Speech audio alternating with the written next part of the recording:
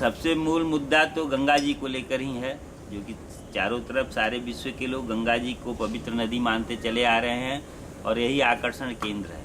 तो इसकी साफ सफाई होती रहे और सुचारू रूप से गंगा जी स्वच्छ रूप से बहती रहे, निर्मल धारा बहती रहे, इसके लिए प्लानिंग के साथ गवर्नमेंट को काम करना होगा। हाँ, जो सुव्यवस्थित प्लानिंग हो, जिसके अंदर जल विभाग भी काम करे बढ़िया से, उसके बाद जो ये घाट का डिपार्टमेंट भी काम करे, सबका तालमेल होगा तो जाके इसकी सफाई हो सकती है, बढ़िया हो सकता है।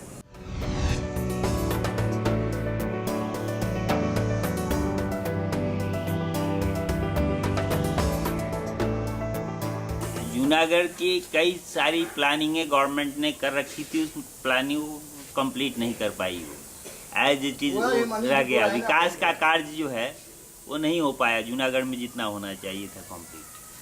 अब वो भी गुजरात के अंदर है, गुजरात में बहुत सारा विकास हुआ। दो जिला बन गया, सोमनाथ जिला बन गया। हाँ, 2 जिले बन गए, जूनागढ़ को 2 जिला कर दिया। तो उस दरमियान जो विकास के नाम पर काम किया, कई मंदिरें मठे सब भी टूटी गई। तो ये कोई दावा करे कि हम फलाना पार्टी हम इनके साथ हैं उनके साथ है, कोई किसी के साथ नहीं है।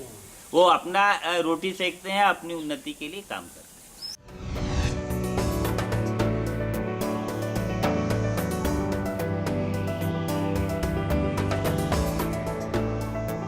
जहाँ मंदिरें टूटी गई वो उसका कोई अल्टरनेटिव नहीं हुआ। और एक बड़ी प्लानिंग थी वहाँ पर रोपवे होने की, जिसमें कि जनता को, बूढ़े वगैरह लोग भी जा सके, ऐसा सुनने में आया है। तो वो भी इनके सरकार में विकास में बनना चाहिए था, सो नहीं बन पाया। तो वो धार्मिक स्थल है, बहुत बड़ा साधुओं का केंद्र माना जाता है, सभी लोग वहाँ परिक्रमा करते हैं।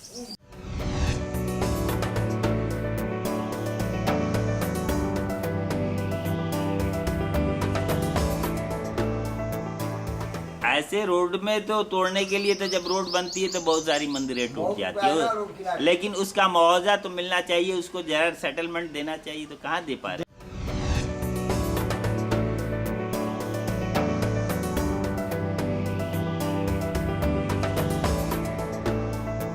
कोई भी पार्टी जब आता है, चाहे वो कांग्रेस हो, चाहे वो बीजेपी हो, चाहे जो दावा कर रहे हैं कि हम बहुत कुछ कर रहे हैं, सब पार्टियां जो है धर्म के अगेंस्ट में ही काम करती है। हमारे अखाड़ा भी टूट गया उसी के अंतर्गत। अब रहा कि ये प्राचीन काशी है, प्राचीन काशी में डेवलपमेंट के विकास प्राधिकरण ने कहा कि नया से कोई काम नहीं हो सकता। तो नया से नहीं काम हो सकता तो इसका जीर्णोद्धार होना चाहिए थे। तो इनको देना चाहिए ना कि भाई जो पुराने मठ है उनका जीर्णोद्धार काम होना चाहिए था। लेकिन जीर्णोद्धार करने जाओ तो प्राधिकरण जो है वो आकर तोड़ना शुरू कर देती है, बैंड लगा देती है बनाने में। तो जो पुराना प्राचीन मठ मंदिरें हैं तो उसको तो विशेष व्यवस्था देनी चाहिए। आदि काल से, अनंत काल से वो यहाँ पर है।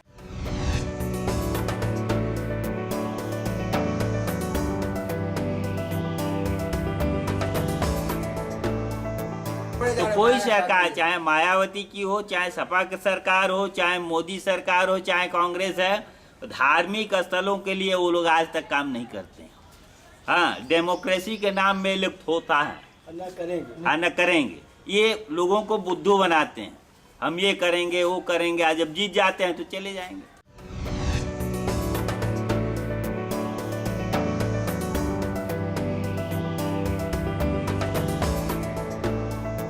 सबसे बड़ी बात है, अयोध्या में राम मंदिर बनाने का मुद्दा जो है, अगर सब पार्टियां मिलकर एक साथ बैठकर टेबल पर बात करती तो संभव हो सकता था। और बार बार पार्टियां यही जीत के आ रही है।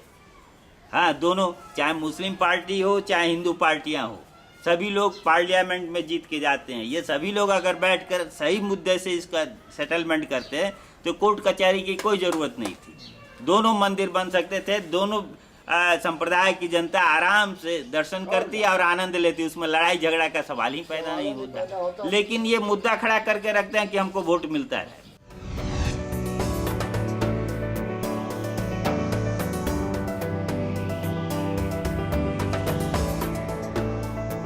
और ये राजनेता जब तक जिंदा रहेंगे झगड़ा लगाते रहेंगे, अपनी रोटी सेकते रहेंगे।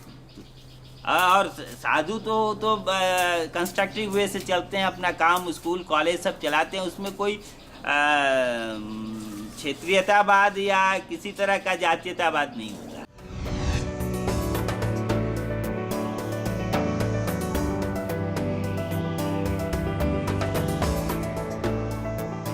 लेकिन सबसे बड़ी बात है कि लोग एक तरफा लोग दावा कर रहे हैं कि हम प्राइम मिनिस्टर बन जाएंगे, ये बन जाएगा। मेरी नज़र में नहीं दिख रहा है, क्योंकि विशाल भारतवर्ष पार्टियों में खंडित हो चुका है।